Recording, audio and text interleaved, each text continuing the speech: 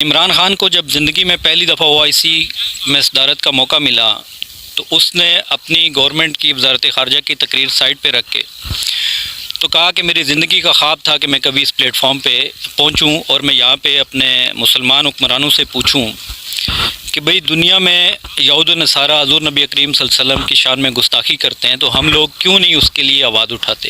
بلے کا نشان بھی چھینا گیا آپ سے، تو لوگ ووٹ کس طرح ڈالیں گے، لوگ پہچان کس طرح کریں گے اپنے جو کینڈیڈیٹ ہیں ان کی؟ میرا خیال ہے کہ اب ہمیں 70 یا 80 کی دہائی سے نکل کے تو چیزوں کو دیکھنا چاہیے، اور یہ تجربہ پہلے PP پہ انہوں نے کیا، انشاءاللہ منزل اب دور نہیں ہے۔ مریم نواز صاحبہ اور مریم اورنگزیب صاحبہ نے آپ کے لیے بہت ویسے آسانی نہیں پیدا کر دی، PP6 کا ٹکٹ PP7 کے بندے کو اٹھا کے دے دیا، جتنے بھی جو سینئر لوگ تھے انہیں دیوار کے ساتھ لگا دیا، آپ کو اس سے فائدہ نہیں پہنچے گا؟ ویسے جی ہم لوگ تو اپنے طور پہ ویسے بھی اوورآل پاکستان میں ان کے جو کام ہیں تو ہم لوگ تو ویسے بھی کہہ رہے ہیں کہ وہ شاید ہمارے ورکر ہیں، انہوں نے واقعی ہمارے لیے کافی آسانی کر دی ہے، اور پھر اس کے بعد جن لوگوں کو انہوں نے ٹکٹس دیے ہیں تو آئے روز ان کی تقریر ہمارے لیے مزید آسانیاں بنا رہی ہیں۔ بلال یمین صاحب کو جو ٹکٹ ملا ہے اس سے طریقے انصاف کو فائدہ ہوگا؟ یقیناً فائدہ ہوگا، بالکل تک فائدہ ہوگا، اور کیوں فائدہ ہوگا؟ السلام علیکم، ہل اسٹار TV کے ساتھ میں ہوں آصف شوکت عباسی۔ جیسا کہ آپ جانتے ہیں ملک پاکستان کے اندر 2024 کے الیکشن کی گیما گیمی ہے۔ ہمارے ساتھ موجود ہیں پاکستان تحریک انصاف ضلع مری کے سینئر رہنما خالد محمود عباسی صاحب۔ دو کینڈیڈیٹ انہوں نے اپنے لائے ہیں میدان میں، جو NA51 سے لایا گیا ہے، اور میجر الطاف ستی صاحب سابق MPA تھے، ابھی قومی اسمبلی کے امیدوار ہیں۔ جو صوبائی اسمبلی کے لائے گئے ایک نیا چہرہ ہے آپ کے سامنے، زین العابدین PP6 سے تحریک انصاف کے امیدوار ہیں۔ آئے دن تحریک انصاف پہ جو ظلم و ستم ہو رہا ہے اس والے سے بھی کچھ سوال کریں گے، اور کس قدر مطمئن ہے جو 2024 کے الیکشن ہے انہیں تسلیم کریں گے نہیں کریں گے، مزید ان کا کیا کہنا ہے انہی سے جانتے ہیں۔ السلام علیکم۔ جی وعلیکم السلام۔ بھائی سب کیسے ہیں؟ اللہ کا احسان، آپ سب خیریت سے ہیں؟ اللہ کا احسان۔ سر سب سے پہلے الیکشن ہو رہے ہیں، تحریک انصاف کو کھل کے کمپین نہیں کرنے دی جا رہی، تو اس والے سے مزید کیا تفاضلات ہیں آپ کے، آپ خود ذرا بتائیں۔ اعوذ باللہ من الشیطان الرجیم، بسم اللہ الرحمن الرحیم۔ الم نشرح لک صدرک ووضعنا عنک وزرک الذی انقض ظہرک ورفعنا لک ذکرک فإن مع العسر یسرا ان مع العسر یسرا وإذا فرغت فانصب وإلی ربک فارغب۔ قرآن پاک میں اللہ تعالیٰ حضور نبی کریم صلی اللہ علیہ وسلم کو یہ خوشنودی دے رہے ہیں کہ آپ کا نام ہمیشہ سربلند رہے گا، اور آگے ہی جا کے پھر ہر مشکل کے بعد آسانی ہے۔ میں اپنے لیڈر کے حوالے سے آپ کو جو میری امیدیں ہیں، جو میری خواہشات ہیں، یا جو میری توقعات ہیں، میں نے آپ کو یہ حوالہ اس لیے دیا ہے کہ عمران خان کو جب زندگی میں پہلی دفعہ OIC میں صدارت کا موقع ملا تو اس نے اپنی گورنمنٹ کی وزارت خارجہ کی تقریر سائٹ پہ رکھ کے تو کہا کہ میری زندگی کا خواب تھا کہ میں کبھی اس پلیٹ فارم پہ پہنچوں اور میں یہاں پہ اپنے مسلمان حکمرانوں سے پوچھوں کہ بھئی دنیا میں یہود و نصارہ حضور نبی کریم صلی اللہ علیہ وسلم کی شان میں گستاخی کرتے ہیں تو ہم لوگ کیوں نہیں اس کے لیے آواز اٹھاتے، ہم کیوں نہیں آج تک کچھ کر سکے۔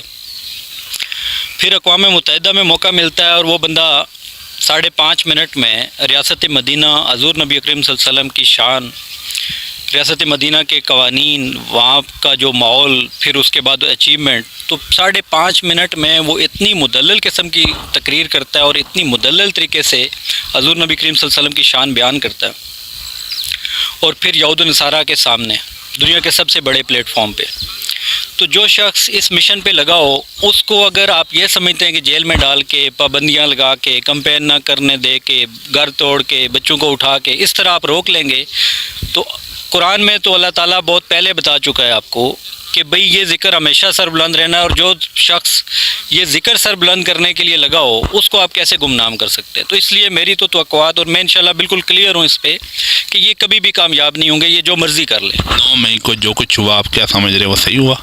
جی وہ بالکل صحیح نہیں ہوا۔ ہر پاکستانی، ہر تحریک انصاف کا نمائندہ، ہر تحریک انصاف کا ورکر اس کی مذمت کرتا ہے۔ نہ ہم نے کیا ہے، نہ ہمارے لوگوں نے کیا ہے، یہ باقاعدہ ایک پلان طریقے سے ہوا ہے، اور اس پہ سب لوگ ہمارے تمام لیڈرز اس کی مذمت کر چکے ہیں، میں بھی مذمت کرتا ہوں، یہ بالکل صحیح نہیں ہوا اور نہ ہم نے کیا ہے۔ کیا سمجھ رہے ہیں کہ میجر تعصب ستی صاحب اور آپ کے جو زین العابدین صاحب ہیں، دونوں کینڈیڈیٹ قومی صوبائی کے، ابھی کمپین بھی وہ نہیں کر رہے، سامنے بھی نہیں آ رہے، تو کامیابی کی حد تک آپ کو نظر آ رہی ہے؟ دیکھیں جی، میجر صاحب بذات خود نہیں آ پا رہے، کیونکہ ایف آئی آرز کا ایک پورا ایک سلسلہ ہے، 22 ایف آئی آرز ہیں ان کے بیٹے پہ، 5 ایف آئی آرز ہیں میجر صاحب پہ، تو اس لیے فیلڈ میں تو ان کو نہیں اترنے دیا جا رہا، لیکن ان کے دوسرے بیٹے فہیم اور دوسرے اخلاق بھائی فیلڈ میں ہیں اور ڈیلی بیسس پہ وہ کمپین کر رہے ہیں۔ زین العابدین بھی ڈیلی بیسس پہ کل بھی میرے ساتھ تھے، وہ فیلڈ میں ہیں، اور انشاءاللہ لوگوں کے پاس ہم لوگ جاتے ہیں تو وہ تو ہمیں کہتے ہیں کہ آپ کو آنے کی بھی ضرورت نہیں ہے، ووٹ آپ کا ہے،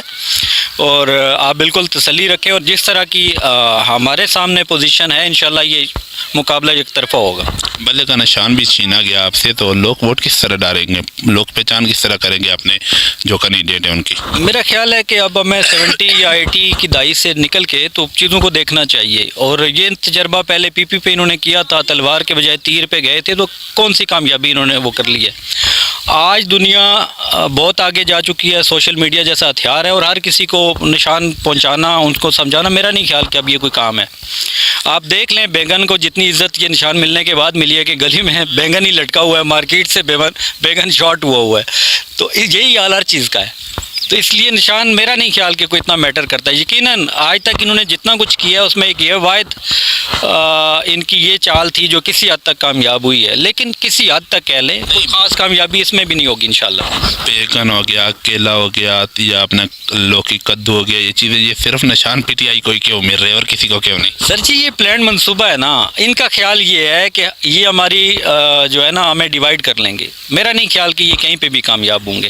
میں نے آپ کو بتایا کہ قرآن پاک میں اللہ تعالیٰ یہ خوشنودی دے چکا ہے کہ جو شخص نبی کریم صلی اللہ علیہ وسلم کے مشن کو آگے لے کے جائے گا وہ کبھی نہیں ہو سکتا کہ یہ لوگ کامیاب ہو۔ جیسے تحریک انصاف میں سر تقریباً پچھلے فرسٹ ٹائم تو میں نے تحریک انصاف میں شمولیت 96 میں نے مری میں جوائن کی تھی، اور موو اینڈ پک ہوٹل تھا مری میں، اس وقت آغا ریاض الاسلام صاحب ڈپٹی کنوینئر تھے، تو ہم نے مری میں ان کو بلا کے تو وہاں پہ پھر اس کے بعد کچھ 5-7 سال ہم لوگ بھی گمنامی میں چلے گئے، پھر آہستہ آہستہ دوبارہ میرے خیال 2005-06 سے میں نے جوائن کیا ریگولر، اور پھر آج تک انشاءاللہ تحریک انصاف کے ساتھ ہوں، شاید تادم تحریک انصاف کے ساتھ ہی اب رہیں۔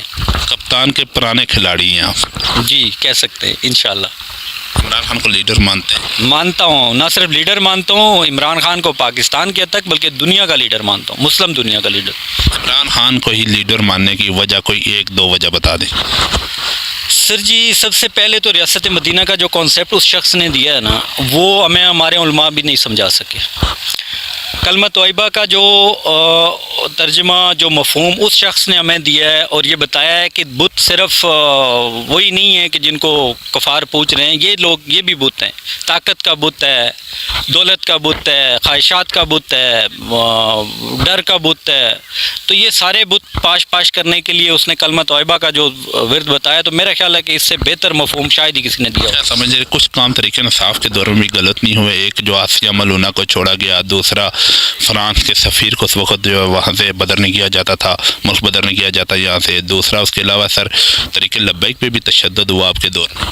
سر جی بالکل ایسا ہی ہے، لیکن اس پہ میں اگر آپ کو سب سے بہتر تو یہی ہے کہ یہ متنازع چیزیں اس پہ ہم لوگ ڈیبیٹ نہ کریں، ہماری اتنی معلومات نہیں ہیں، لیکن فرانس کے سفیر کے حوالہ سے میں آپ کو یہ کہوں کہ فرض کریں فرانس کا سفیر آپ نکال دیتے ہیں اور فرانس کے ساتھ آپ کے سفارتی تعلقات ختم ہو جاتے ہیں۔ فرانس جو ہے وہ G20 کا سربراہ ہے، یورپین ممالک کا سربراہ ہے، اور یہ سلسلہ، یہ کارٹونز، یہ گستاخیاں، نعوذ اللہ پاک معاف کرے، یہ اگر پورے یورپ پہ پھیل جاتی تو پھر آپ کیا کرتے؟ پوری یورپ سے بائیکاٹ کریں ہم بحیثیت مسلمان؟ میرا نہیں خیال کہ آپ بائیکاٹ کر سکتے ہیں، لیکن آپ کو پتہ ہے کہ صرف 10 لاکھ پاکستانی فرانس میں ہیں، صرف 10 لاکھ فرانس میں، پورے یورپ میں کتنے مجھے ایگزیکٹ نہیں اندازہ، لیکن کیا آپ لوگ اس پوزیشن میں ہیں کہ آپ یہ کر سکتے ہیں؟ یہ صرف جذبوں سے ہو سکتا ہے؟ یہ صرف جذبوں سے نہیں ہونا، اس کے لیے دل کی بات بتائیں، عشق رسول کیا کہتا ہے؟ عشق کیا کہتا ہے؟ سر عشق رسول میرا خیال ہے کہ بجائے اس کے کہ ہم بائیکاٹ کر کے، تو جس طرح وہ لوگ گستاخی کرتے ہیں اور ہم متشدد ہوتے ہیں، تو ہم لوگ بائیکاٹ کر کے ان کو متشدد کرنے کے بجائے جو میرے لیڈر نے طریقہ کار اپنایا وہ بہت بہتر ہے کہ ان کو بریف کیا جائے کہ بھائی ایکچولی اس سے ہوتا کیا ہے.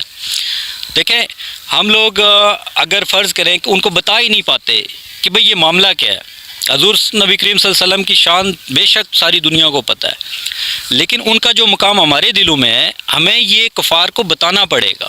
ان کو ریئلائز کروائیں گے تو پھر کچھ آپ ایکسپیکٹیشن کر سکتے ہیں نا. 8 فروری کو الیکشن ہو رہے ہیں، تو ابھی آپ کو جلسے بھی نہیں کرنے دیے جا رہے، ریلیاں بھی نہیں آپ کی نہیں کر رہی، آپ کو کمپین بھی نہیں کرنے دی جا رہی، تو پھر کیا آپ اس الیکشن کو تسلیم کریں گے اگر آپ کو شکست ہوتی ہے؟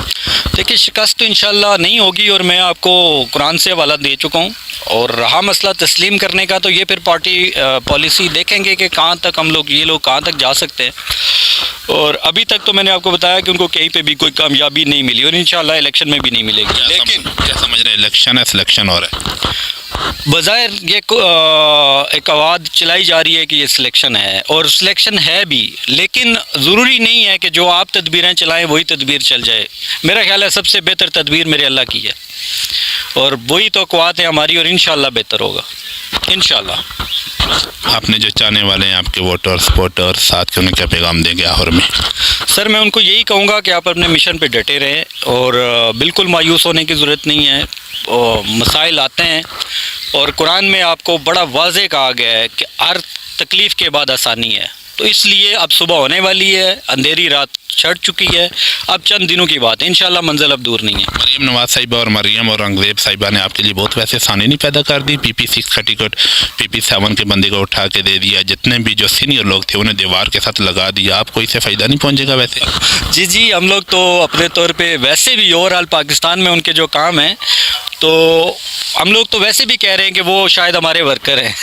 انہوں نے واقعی ہمارے لیے کافی آسانی کر دی ہے، اور پھر اس کے بعد جن لوگوں کو انہوں نے ٹکٹس دیے ہیں تو آئے روز ان کی تقریر ہمارے لیے مزید آسانیاں بنا رہی ہیں. بلال یمین صاحب کو جو ٹکٹ ملا ہے، اس سے طریقے انصاف کو فائدہ ہوگا؟